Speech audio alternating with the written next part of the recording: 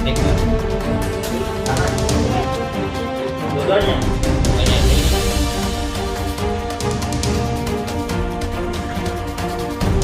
Bagaimana kronologisnya tadi?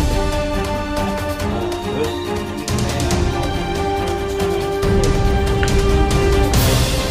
Anak tadi pukul di mana? Dipukul di asrama. Depan rumahnya si Depan- tersangka ini. Iya, tersangka. Karena tiba-tiba lari itu anakku, dikejar ke masjid lagi.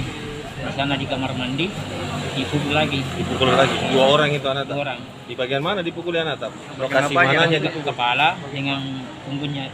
Berapa kali itu, Pak? Berontak juga karena dia tanya begitu. Dipukul pakai apa dari cerita anak?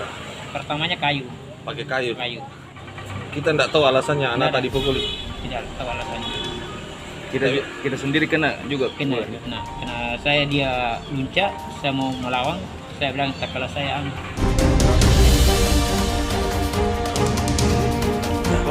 Jadi yang bersangkutan melaporkan bahwa awalnya anaknya dan sepupunya dia aniaya oleh seseorang dan kemudian memanggil saudara S ini, kemudian saudara S ini menghampiri.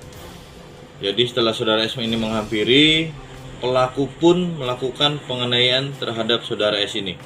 Jadi berdasarkan laporan saudara S ini ada 3 korban. 2 korban anak di bawah umur dan 1 orang dewasa, yaitu saudara S. Yang bersangkutan melapor tadi di Polsek Penakukang. Sementara kami dari Polsek sedang melakukan pemeriksaan terhadap korban serta sedang mencari saksi-saksi yang ada di TKP.